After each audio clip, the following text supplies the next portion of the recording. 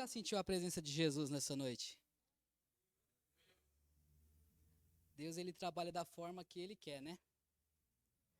E nessa noite, eu senti a presença dele de uma forma especial, não sei você. Ele vai continuar falando algo ao meu e ao teu coração. Abra sua Bíblia na carta de Paulo aos Filipenses, capítulo 3, verso de número 20. Carta de Paulo aos Filipenses, capítulo 3, verso 20.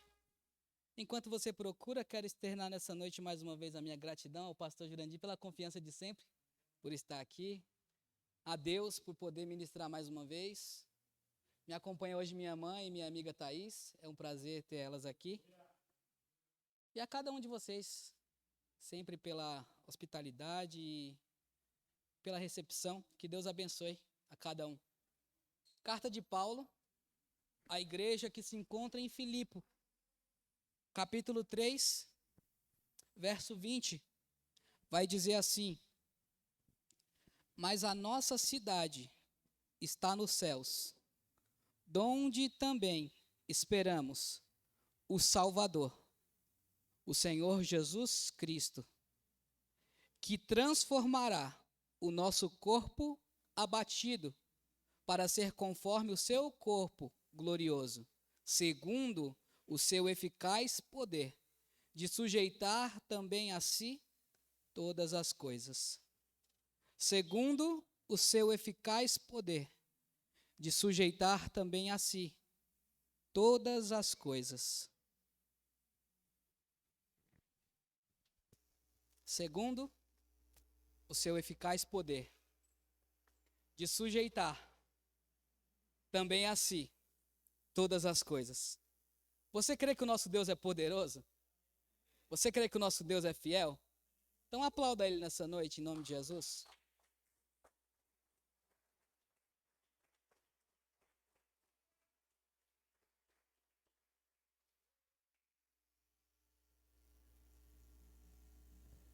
Eu estou tranquilo com essa mensagem de hoje, porque Deus, ele é tão lindo, que um dia ele fez uma promessa aos seus discípulos, dizendo que estava indo ao Pai, mas que não nos deixariam órfãos, e estaria conosco todos os dias. E a prova disso, como o pastor Jurandir bem disse aqui, que ele é o caminho, a verdade e a vida, e ninguém vai ao Pai a não ser por ele. Um dia ele disse: eu rogarei ao Pai, e ele vos enviará outro Consolador. Que Consolador é esse? O Espírito da verdade, que o mundo não pôde conhecer, mas ele habita em vós e estará em vós para sempre. Então ele está no nosso meio. Mas melhor do que estar só no nosso meio, ele está dentro de nós nessa noite. E é por isso que nós podemos louvar e engrandecer e navegar no oceano do Espírito e sentir o próprio Deus nos consolando. O próprio Deus agindo em nós, o próprio Deus colocando a mão na ferida e dizendo: eu tenho poder para curar. O próprio Deus colocando a mão na tristeza e dizendo: eu tenho alegria para a tua vida. Alegria em meio aos louvores, alegria em meio às dificuldades, alegria em meio às dores. Ele tem alegria para nós. Ele tem alegria para nós e Ele está no nosso meio. Ele é o convidado principal deste culto. Porque se não fosse Ele, não faria sentido nós estarmos aqui. A mensagem de Jesus, ela era próspera, não porque ela traria para aqueles que a aceitassem prata, ouro, bronze ou coisas do tipo. A mensagem de Jesus, ela era próspera porque ela trazia transformação de vida. Ela trazia mudança. Ela trazia o principal, que é a salvação para aqueles que se arrependessem e crescem naquela mensagem. O problema é que muitas das vezes, hoje em dia, a mensagem de Jesus ela é pregada como se fosse simplesmente um anestésico. Ela trata o efeito momentâneo, mas não trata a causa. E Jesus nunca trabalhou só no efeito, Jesus trabalhava na causa do problema. Se tem uma goteira aqui, Jesus não ia colocar um balde embaixo da goteira e quando o balde enchesse, trocar o balde. Jesus ia subir no telhado e arrumar a goteira, porque ele sabia que enquanto não arrumasse, nada estava resolvido. Então, o nosso Deus é um Deus que não faz simplesmente aquilo que é confortável. Ele faz o que é necessário fazer. É por isso que a palavra dele vai dizer que ela é eficaz. E o que é ser eficaz? É fazer o que precisa ser feito. Jesus faz o que precisa ser feito. E essa era a prosperidade da mensagem que ele pregava. O evangelho não veio para me dar fama. O evangelho veio para me dar forma. E qual é a forma? A forma que Jesus quer. E Paulo foi uma pessoa que aprendeu exatamente com isso. Paulo não teve as melhores casas, Paulo não frequentou os melhores lugares quando decidiu seguir a Cristo. Mas Paulo foi alguém que conseguiu ter alegria mesmo em tempo de dificuldade. Paulo foi alguém que inspirou pessoas de tal maneira que podia bater no peito e dizer: sejam meus imitadores assim como eu sou de Cristo. Arrogância? Não. Certeza do Deus que serve e da vida que leva. E aí uma pessoa quando sabe disso, que é imitador dele, não tem medo de dizer: pode me imitar porque eu estou imitando ele. A carta de Paulo à igreja de Filipe, Paulo escreveu essa carta quando ele estava preso em Roma. Então o contexto de Paulo não era bom. Paulo não estava vivendo seus melhores dias aos olhos humanos, porque para Paulo ele não estava nem aí. Ele queria era pregar, ele queria era dizer que Jesus é bom. Então Paulo ele estava preso, mas mesmo preso, Paulo consegue encontrar motivos de ser grato a Deus. Mesmo passando dificuldades, Paulo consegue olhar para a situação e ser grato ao Senhor que o salvou. Mesmo em meio às dificuldades, mesmo em meio a um contexto de adversidade, Paulo consegue se alegrar. De tal maneira que alguém pode olhar para Paulo e dizer: Paulo, mas você está dizendo isso, mas você está preso. Paulo, você está dizendo isso, mas a doença está querendo bater na sua porta. Paulo, você está dizendo isso, mas você está encarcerado. Aí Paulo vai dizer no capítulo 1, no verso de número 6, tenho porém por certo que aquele que começou a boa obra em nossas vidas é fiel para terminar até os dias de Jesus. O que Paulo está querendo dizer? Eu posso estar sofrendo, eu posso estar passando dificuldade, mas o que determina a minha vida não é o que eu estou vivendo, mas sim aquele que escreveu ela. E quem escreveu é fiel para completar a obra não está completa. Aquele que começou a boa obra em mim e em você é fiel para terminá-la. Então esse homem está preso e esse homem ele está dizendo essas coisas. Aí talvez alguém não entendeu ainda o que ele está dizendo e ele vai continuar falando. Capítulo 1, verso de número 12. Aquilo, meus irmãos, quero que saibais que as coisas que me aconteceram, que as dificuldades que eu estou passando, não é para que vocês venham se entristecer, porque isso tem colaborado para que o evangelho seja pregado. Isso tem sido proveitoso. Então Paulo vai dizer assim, não se preocupa comigo não, porque tudo que está acontecendo é para a glória de Deus, é para que o evangelho seja propagado e o nome de Jesus venha a ser glorificado. Mas sempre foi assim na vida de Paulo? Não. Antes da conversão, Atos dos Apóstolos, capítulo 7, tem um jovem pregando por nome de Estevão. E esse jovem está pregando uma mensagem. E a Bíblia vai dizer que naquele dia, esse jovem estava tão cheio do Espírito Santo, mas tão cheio, que as pessoas olhavam para ele e viam o rosto dele brilhando como que de um anjo. E quando ele começou a pregar, aqueles homens não conseguiam reter a mensagem. E eles tapavam os ouvidos e rangiam os dentes, porque eles sabiam que se ouvisse alguma coisa ia ser gerada dentro deles. A mensagem era tão poderosa, o panorama bíblico que Estevão vinha fazendo desde o Antigo Testamento até os dias de Jesus, que aqueles homens não conseguiam ouvi-lo. E aí cada um pega pedras e começa a apedrejar aquele jovem.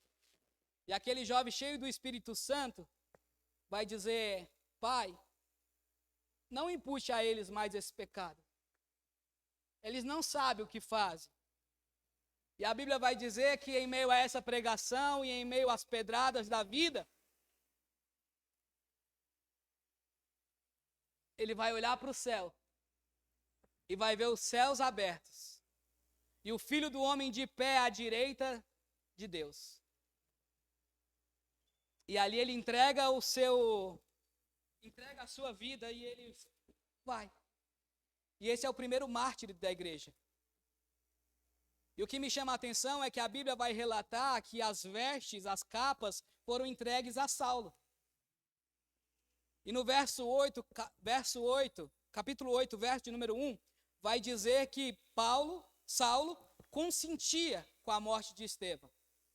Ou seja, tudo que estava acontecendo ali, ele assinava embaixo. E não só assinava embaixo, como também ele pediu cartas para que ele pudesse ir a Damasco, para que ele pudesse prender aqueles que eram conhecidos por ser seguidores de Jesus. E ele sai com aquelas cartas, no capítulo 9, a caminho de Damasco, para perseguir a igreja de Cristo.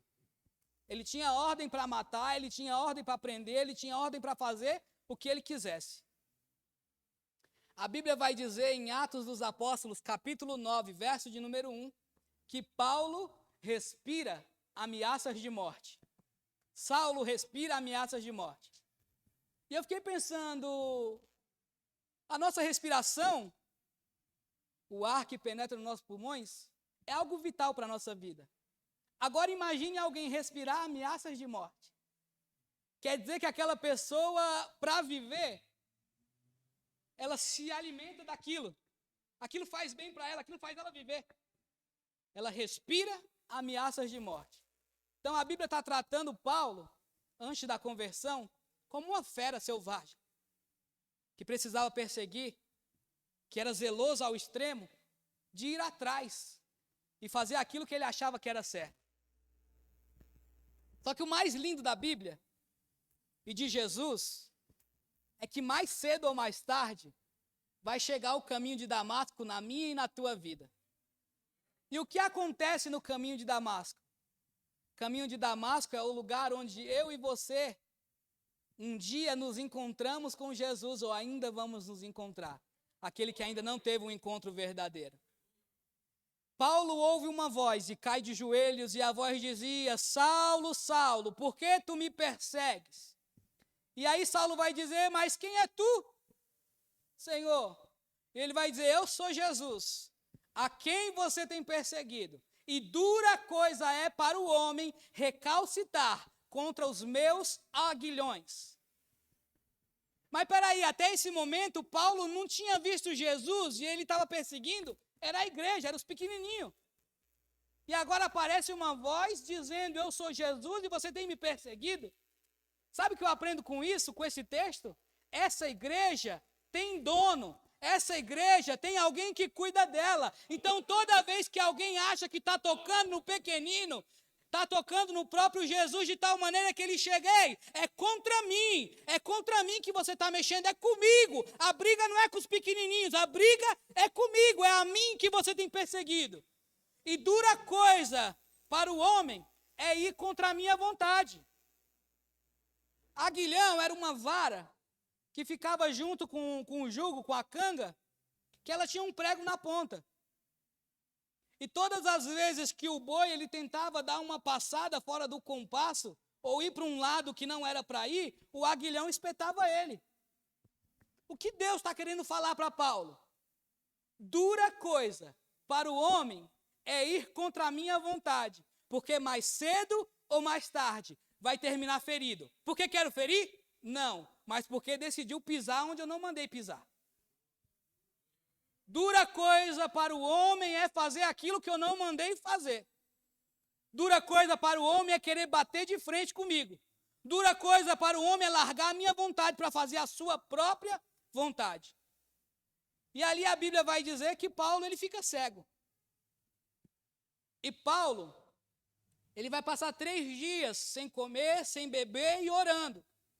Depois desse encontro, Deus levanta um homem por nome de Ananias e diz: vai na rua direita, na casa de Tarso, o curtidor, lá tem um homem, na casa de Judas, o curtidor, lá tem um homem de Tarso, por nome de Paulo, de Saulo, que eu preciso que você leve uma palavra para ele.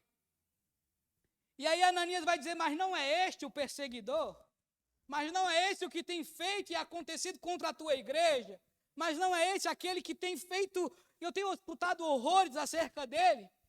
E aí Deus vai dizer, vai, porque é esse mesmo, mas para mim é um vaso escolhido. Sabe o que é lindo? Deus escolhe pessoas improváveis, pessoa que ninguém escolheria, escolheu eu e escolheu você para estar aqui nessa noite. Alguém diria, vai ser igual a mãe, alguém diria, vai ser igual o pai, alguém diria, vai ser alcoólatra, vai ser desempregado, não vai ter coragem de trabalhar, vai ser isso, vai ser aquilo. Mas Deus abriu o céu e disse, não, para mim é vaso escolhido e eu vou usar. Para você pode ser tudo isso, mas para mim é vaso. Vaso escolhido. E Deus continua dizendo, vai lá e fala para ele que eu vou mostrar tudo o que ele vai ter que padecer em favor do meu nome. Então Paulo já começa a chamada sabendo que ele vai ter que padecer. Sabendo que os dias não vão ser fáceis. Mas Paulo está alicerçado. Paulo ele vai aprender com o próprio Jesus, com o próprio Deus. Ele estudou aos pés de Gamaliel, ele tinha conhecimento humano, na lei ele era irrepreensível, mas ele teve que passar um período aprendendo com o próprio Deus para que ele pudesse ter experiências e assim ele pudesse suportar o que passaria. Paulo foi um homem que passou 5 vezes por 39 chibatadas. Por que 39? Porque no dia que desse 40, não podia de novo, no outro dia, dar mais 40. Então ele dava 39 hoje, 39 amanhã, 39 outro dia, e aí Paulo passou por isso aproximadamente 5 vezes. Paulo sofreu 3 vezes açoite com varas.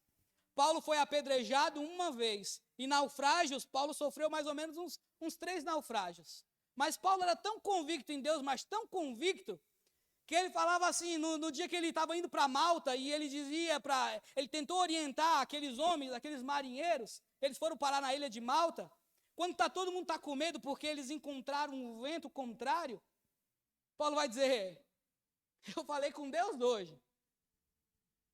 E enquanto eu estiver aqui, que ninguém pule do barco, porque enquanto eu estiver aqui, nada vai acontecer com ninguém. Que fé é essa? Jesus está dentro do barco, fisicamente? Não. Se nós formos pegar o livro de Marcos, capítulo 4, Jesus está no barco dormindo, e aí os discípulos, sabendo que ele está lá, eles têm medo. Eles não têm fé. E agora tem alguém cheio de fé que Jesus não está no barco visivelmente, mas alguém está dizendo, eu estive com Deus hoje, eu senti a presença dele, e enquanto ele estiver em nosso meio, eu estiver aqui, eu tenho promessa e eu estou na vontade dele, e eu entendo que ninguém vai morrer. Mas tem que fazer o que eu estou dizendo, porque eu ouvi dele, eu sei de quem eu ouvi. Então esse é o Paulo que está pregando, é esse Paulo que está preso em Roma. E é esse Paulo que está escrevendo uma carta para a igreja de Filipe. É esse Paulo que tem tanta convicção, mas tanta convicção em Deus, que quando ele não conhecia Jesus, ele pegava homens vivos e derrubava morto. Depois de Jesus, depois da conversão, ele pega homens mortos e levanta vivo. Lembra de Eutico? Ele está pregando uma mensagem, o menino vai para a janela, e o menino cai da janela e o menino morre. A multidão vai dizer, está morto. Paulo diz, está não. A alma está nele ainda. Aí Paulo desce do 3º andar, se coloca na posição do morto, ora pelo morto e diz, levanta, porque está vivo. Aí Paulo agora convertido, Paulo pega quem está morto, coloca de pé e diz, está vivo, leva para casa, alimenta o menino, porque tem vida aí, tem vida aí, tem vida aí. E onde tem homem de Deus, cheio de convicção, cheio do Espírito Santo, sempre vai ter uma palavra que traz vida, que consola, que confronta, que exorta, mas que faz nós sermos melhores.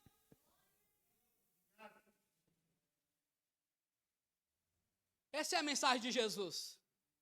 Vou mostrar a Paulo tudo que ele vai padecer em meu nome. É aceitar Jesus para andar de Honda Civic? É aceitar Jesus para andar de terno de marca, de sapato de marca, de grife? Não. Pode acontecer? Pode. Jesus quer que aconteça? Quer. Mas o principal não é isso. O principal é que eu e você venhamos ser salvos. O principal é que eu e você venhamos estar alicerçados nele, não naquilo que ele pode fazer. O principal é saber que ainda que o barco se vá, se nós tivermos a presença, tanto faz ter barco ou não ter barco. Tanto faz estar no dia de ensolarado ou estar no meio da tempestade. A nossa confiança vai ser a mesma. A mesma. Tanto faz estar livre ou estar preso. A confiança vai ser a mesma. Confiança vai ser a mesma. A confiança vai ser a mesma. Confiança de tal maneira que mesmo Paulo estando preso, Paulo está tentando alegrar um povo. Na ótica humana, quem era para estar triste? Era quem está solto ou quem está preso? Quem está preso. E por que quem está solto está triste e quem está preso está escrevendo assim: irmãos, se alegrem? É porque Paulo não está preso à geografia. O corpo está preso, mas o espírito dele é livre porque Jesus já o libertou. A Bíblia vai dizer que quando Ananias coloca a mão na cabeça dele e ora por ele, os olhos dele vão se abrir como se fossem escamas que caíssem no chão. E depois daquele dia, Paulo nunca mais enxergou a vida da mesma maneira. O que eu aprendo com isso? Quando o Espírito Santo vem sobre nós, porque a Bíblia vai dizer que ele recebeu o Espírito Santo naquele dia, e as escamas caíram dos olhos. O Espírito Santo vem para nos dar visão, para ampliar nossa visão, para que nós nunca mais venhamos ver a vida da mesma maneira. E daquele dia em diante, Paulo nunca mais viu a vida da mesma forma. Então esse Paulo, ele está com o coração queimando tanto, mas tanto, mas tanto, mas tanto, que ele vai chegar a dizer: eu não sei se eu quero ir ou se eu quero ficar. Capítulo 2, aí ele vai dizer: porque se eu for, eu vou me encontrar com o meu Salvador. E é maravilhoso estar na face a face com ele. Mas se eu ficar, eu vou fazer a vontade dele, vou pregar e vidas vão ser alcançadas, vidas vão ser restauradas, vidas vão ser transformadas. E também é muito bom. Então eu já não sei se eu quero ir, ou já não sei se eu quero ficar. Aí Paulo vai terminar essa frase dizendo: porque para mim, o viver é Cristo e o morrer é ganho. Sabe o que o Paulo está ensinando aqui? Que o morrer só é ganho quando nós estamos em Cristo. Porque quem morrer e não estiver em Cristo é prejuízo. Mas quem estiver em Cristo vai receber o lucro daquilo tudo que viveu nessa terra. Não importa se foi aflição, não importa se foi dificuldade, não importa o que passou aqui embaixo. Paulo tinha certeza que um dia ele receberia a recompensa. É por isso que esse mesmo Paulo vai dizer: tenho por certo que as aflições desse tempo presente não hão de se comparar com a glória que há de se revelar. Ele tinha certeza que tinha algo muito maior e muito melhor. E que por mais que ele tivesse preso aqui embaixo, apanhando aqui embaixo, sofrendo aqui embaixo, sendo açoitado aqui embaixo, ele sabia que no céu tinha um Deus que não muda, que é o mesmo ontem, hoje e será eternamente, e fez promessas acerca da eternidade. Então Paulo entendeu e falou: então, já não vivo eu, mas Cristo vive em mim. E se Cristo vive em mim, eu já não vou onde eu quero. Eu já não visto o que eu quero. Eu já não falo o que eu quero. Eu já não faço simplesmente o que eu quero. Eu já não vejo simplesmente o que eu quero. Porque quem habita em mim é Cristo. Então, quem fala é Ele, quem vê é Ele, quem investe é Ele, quem está aqui no nosso meio é Ele, quem comanda este culto é Ele, quem dirige esta igreja na pessoa do pastor Jurandir dando orientação é Ele, quem faz as coisas é Ele, porque é por Ele e para Ele são todas as coisas. E Paulo entendia perfeitamente isso, tanto que Paulo conseguia se alegrar mesmo em períodos de dificuldade. Paulo conseguia buscar a face do Senhor mesmo estando preso. Paulo conseguia adorar mesmo encarcerado. Se nós pegarmos em Atos 16, um capítulo antes vai dizer que eles queriam ir para a Ásia, mas foram impedidos. Por quem? Pelo Espírito Santo. E tiveram que parar na Macedônia. E na Macedônia, eles pregaram o evangelho. Eles expulsaram demônios. E por causa disso, eles terminaram na prisão. Atos 16, verso de número 25, vai dizer que, perto da meia-noite, Paulo olha para Silas, e aí um começa a cantar e o outro começa a orar. Não sei quem cantava, não sei quem pregava, não sei. Mas imagino eu que a glória começou a descer naquela cadeia ali de uma tal maneira. Eu quero imaginar que eles estão aqui fazendo igual o pastor Jurandir. Eu navegarei no oceano do Espírito. Paulo, mas você está preso. Estou preso, mas estou navegando. Estou preso, mas estou glorificando. Estou preso, mas estou adorando. Porque a prisão não roubou a minha alegria. A prisão não roubou o fogo do meu coração. A prisão não roubou o Espírito Santo. A prisão não mudou as minhas palavras. E ali daqui a pouco, a Bíblia não fala, mas eu quero imaginar com você nessa noite.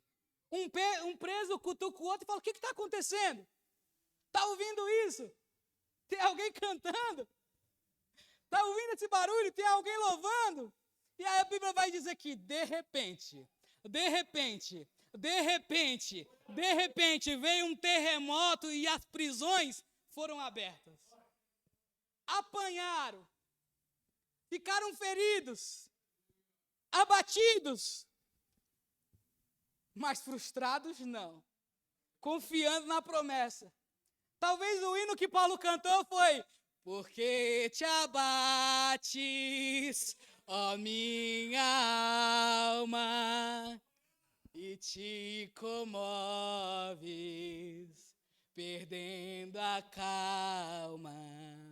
Não tenha medo, em Deus espera, porque bem cedo, meia-noite, o terremoto, Jesus virá e fará o quê? Abrirá as cadeias, libertará os cativos e trará salvação.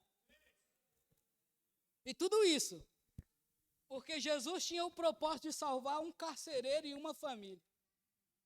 O carcereiro que está ali cuidando daquela cadeia, quando vê as prisões abertas, ele fica assustado e ele pega a espada e ele vai se matar. Porque ele seria responsável por aquilo, porque ele era o guarda da noite. E Paulo diz, não faça isso porque nós estamos todos aqui. E a Bíblia vai dizer que houve salvação para aquele homem e para a casa dele. Se a minha e a tua dor, ela nos fez orar, ela nos fez se aproximar de alguém, de tal maneira que alguém conheceu Jesus através da nossa dor, ela já valeu de alguma coisa. Ela já serviu de alguma coisa. E aí Paulo está escrevendo tudo isso. Se alegrem, irmãos. Sejam firmes no Senhor. Regozijem-se no Senhor. E talvez tenha alguém que não está entendendo ainda. Talvez tenha alguém naquele lugar que ainda está olhando para as condições humanas. Aí no capítulo 3 da carta que nós lemos aos Filipenses, Paulo vai dizer, então vocês querem falar de carne? Vamos falar de carne então. Porque se vocês têm coisa para se vangloriar na carne, eu também tenho. Aí Paulo vai dizer no capítulo 3, no verso de número 5, verso de número 4, ainda que também podia confiar na carne. Se algum outro cuida que pode confiar na carne, ainda mais eu. Ainda mais eu por quê? Aí Paulo vai dizer assim, ó, te apresento meu currículo, pastor. Segura aí o currículo de Paulo. Circuncidado ao 8º dia, da linhagem de Israel, da tribo de Benjamim, hebreus de hebreus, segundo a lei, fui fariseu. Segundo o zelo, perseguidor da igreja. Segundo a justiça que há na lei, irrepreensível. Mas o que para mim era ganho, eu reputei como perda, por causa de Cristo. E Paulo continua, e na verdade, tenho também por perda todas as coisas, pela excelência do conhecimento de Cristo Jesus, meu Senhor, pelo qual sofri a perda de todas estas coisas, e a considero como esterco, para que possa ganhar a Cristo. Você entende que tem alguém com um currículo maravilhoso? Um currículo de fazer inveja em qualquer um. E ele está dizendo, sabe, tudo isso que vocês consideram ganho e acham importante, eu considero perca. Sabe por quê? Porque o bem mais precioso que eu poderia adquirir na vida, eu conheci no caminho de Damasco, e chama-se Jesus Cristo, aquele que me escolheu para pregar e anunciar a boa nova, aquele que um dia, quando ninguém me dava nada, disse: é vaso escolhido e vai padecer pelo meu nome, para que o meu nome seja glorificado. Este é o Paulo, aquele que conseguia se alegrar mesmo em meio às tristezas da vida. E ele vai dizer: eu poderia falar da carne, mas para mim falar da carne quer dizer que eu estou falando de mérito. E com Jesus não tem mérito. Meritocracia é no sistema do homem. Mas com Jesus é graça. E graça é favor imerecido. Ninguém merecia, mas ele resolveu fazer. Outrora nós estávamos como Eutico, morto e sem vida. Mas alguém desceu do terceiro andar, se colocou na posição dos mortos para dar vida e vida em abundância.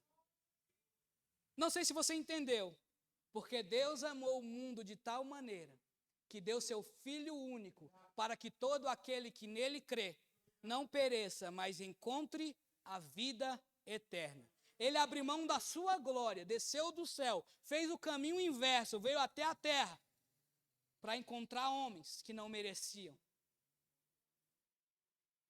para que nele nós pudéssemos ser achados filhos por adoção, para que nele nós pudéssemos conhecer a verdadeira vida, para que nele nós pudéssemos nos alegrar.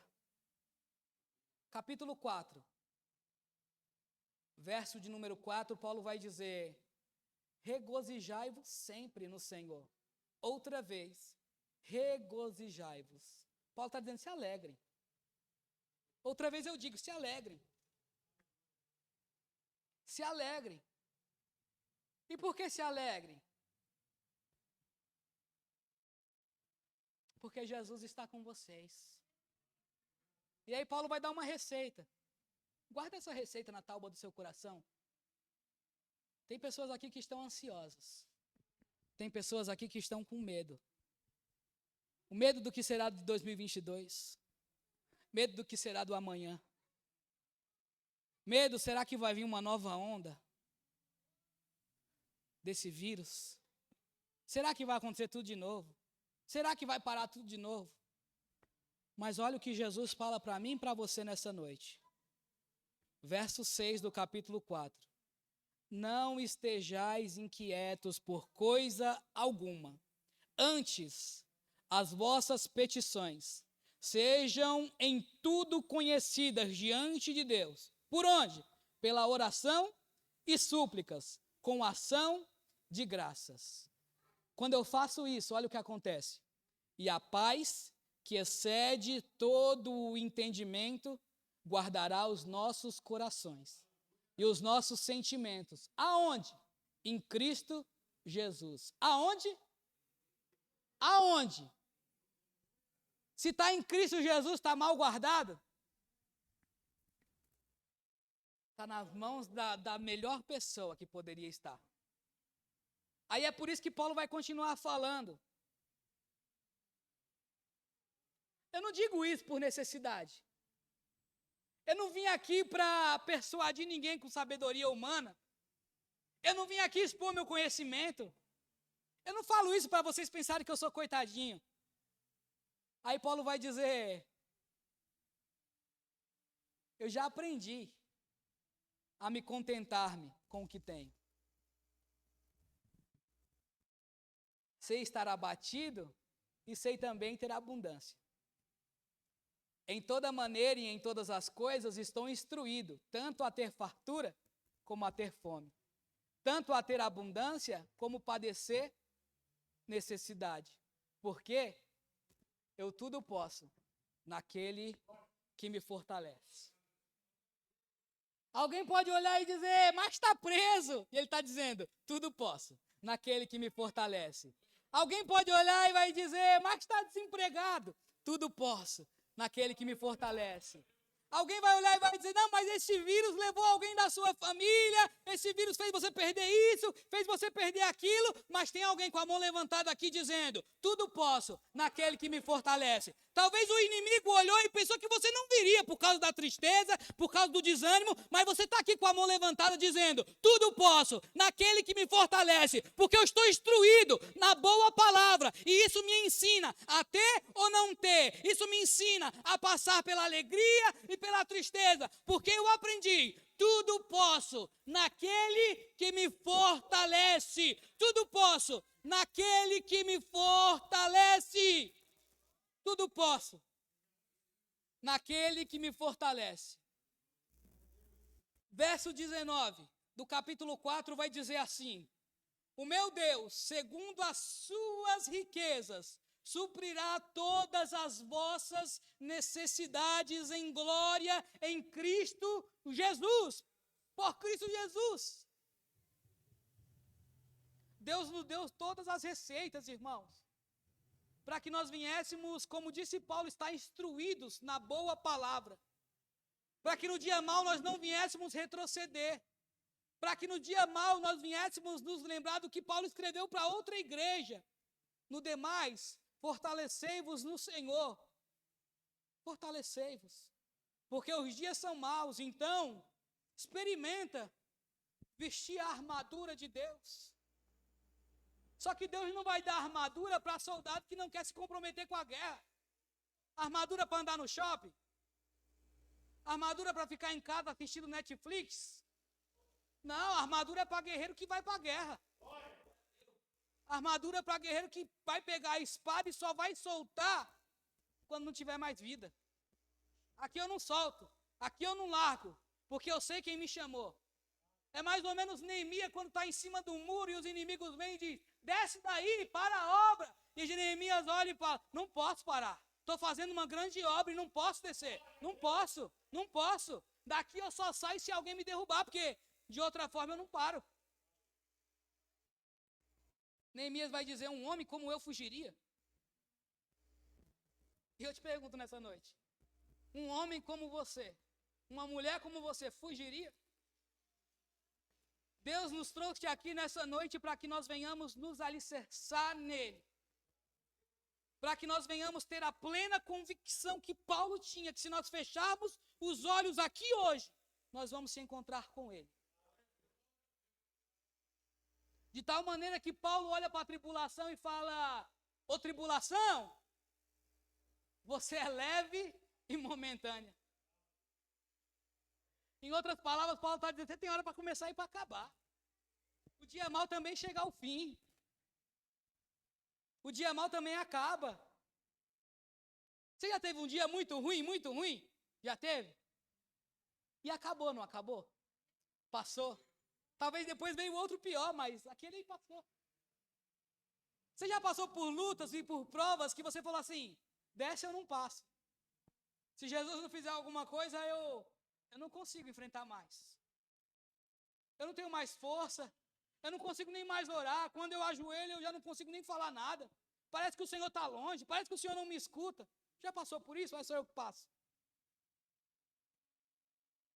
E aí o mesmo Deus que estava sobre a vida de Paulo e ministrou uma palavra para ele um dia, que ele disse, Deus, tira de mim esse espinho na carne.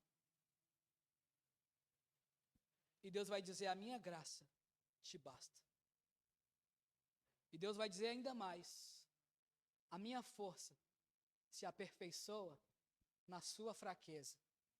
Diga ao fraco, eu sou forte.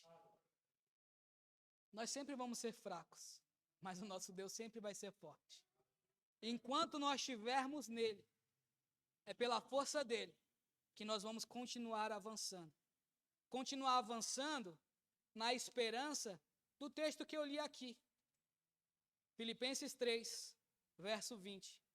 Entendendo que a nossa cidade não é aqui. A nossa cidade está nos céus. Donde esperamos quem? O Salvador. E quem é o Salvador? Jesus Cristo. Que fará o quê? Transformará. Quem? O nosso corpo abatido Conforme o quê? O seu corpo glorioso. Para quê? Para que nós venhamos, tudo aqui embaixo, ser sujeito ao seu poder, à sua soberania. É por isso que esse mesmo Paulo vai escrever para o seu filho amado na fé, Timóteo, entendendo isso, que a morte era o passaporte que Deus utilizaria para que ele viesse se encontrar com o Senhor e Salvador, pelo qual ele pregou a vida toda. Ele tinha convicção. Ele vai dizer: filho amado, não se preocupe. Eu sei que meus dias estão chegando ao fim, mas fica tranquilo, porque eu combati o bom combate. Então, o mesmo homem que está falando de vestir a armadura, agora ele está tratando a vida como um combate. Eu combati. Era guerra. Era guerra. Era guerra. Guerra atrás de guerra. Luta atrás de luta. Mas eu combati o bom combate. Estou encerrando a carreira. E, sobretudo, eu consegui guardar a minha fé. Fé é essa que, quando eu fechar os olhos aqui, eu tenho a convicção que eu me encontrarei com Ele lá. Será que eu e você temos essa convicção nessa noite? Se coloque de pé. Será que eu e você conseguimos ter essa convicção de Paulo? De se alegrar mesmo quando as portas estão fechadas? De ser fiel a Deus mesmo quando parece que não tem saída? E mesmo assim poder olhar para o céu e dizer: é de lá que vem o meu socorro. É de lá que vem a minha força. De olhar para dentro de si, e se às vezes está triste, cantar para si mesmo. O Salmo de número 42, porque está batido a minha alma, porque se entristece dentro de mim, espere em Deus, porque nós ainda o louvaremos. Nós ainda o louvaremos. Será que você tem motivos para se alegrar nessa noite? Você sabe que muitas pessoas gostariam de estar aqui, mas não estão? Porque não tem força. Ou porque nesse momento estão no hospital. Ou em volta de um caixão velando um ente querido. Mas o Senhor aprove que eu e você estivéssemos aqui nessa noite. Para dedicar a Ele um culto racional, como foi falado aqui. Para dedicar a Ele o nosso melhor. Um culto com entendimento. Por que você faz? Porque eu entendi que sem Ele eu nada posso fazer. Por que você adora? Porque eu entendi que tem um Deus no céu cuidando de mim. Mas está tudo errado na tua casa, por que você ainda vai lá na quarta-feira? Porque eu creio que tem um Deus no céu, que no dia que Ele quiser, Ele vai se levantar ao meu favor. É mais ou menos Jó. Todo mundo em volta dizendo: não vai dar certo, você deve estar todo errado. E Jó está dizendo: eu sei que o meu Redentor vive, e um dia Ele se levantará ao meu favor. Capítulo 42, verso número 2, Jó vai dizer: eu bem sei que tudo podes, e nenhum dos seus planos podem ser frustrados. São homens que, mesmo no contexto de adversidade, eles sabiam que o que Jesus prometeu não estava vinculado somente a esta terra, mas tinha a ver com a eternidade. Tinha a ver com a eternidade. A nossa cidade não está aqui. A nossa cidade está nos céus, donde esperamos o nosso Salvador, Jesus Cristo. Não parece um pouco com o que Jesus disse no texto que o pastor Jurandir citou aqui? João 14. Não se turbe o vosso coração. Crede em Deus e também em mim. Na casa de meu pai há muitas moradas.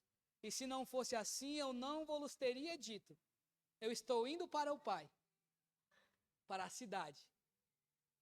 Para a cidade. Da onde um dia eu voltarei para buscar vocês. Para que vocês possam estar aonde eu estou. Mas saibam que eu sou o caminho, a verdade e a vida. E ninguém vai ao Pai a não ser por mim. Aí alguém vai perguntar: nos mostra o Pai e é suficiente, Jesus? Jesus vai olhar e vai dizer: vocês andam comigo e não conhecem ainda? Quem vê a mim, ver ao Pai. E aí Jesus vai fazer a promessa mais linda que tem na Bíblia, que é aquela que eu citei aqui no começo. Eu estou indo, mas eu não vos deixarei órfãos.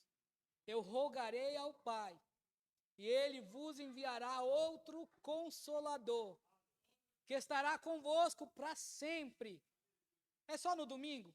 Não, é para sempre. É só na segunda? Não, é para sempre. É só no culto de quarta-feira aqui, no horário da igreja? Não, é para sempre. Nos meus piores dias eu pude contemplar a glória de Deus e ver o cuidado dele sobre a minha vida, porque é para sempre. Vamos orar?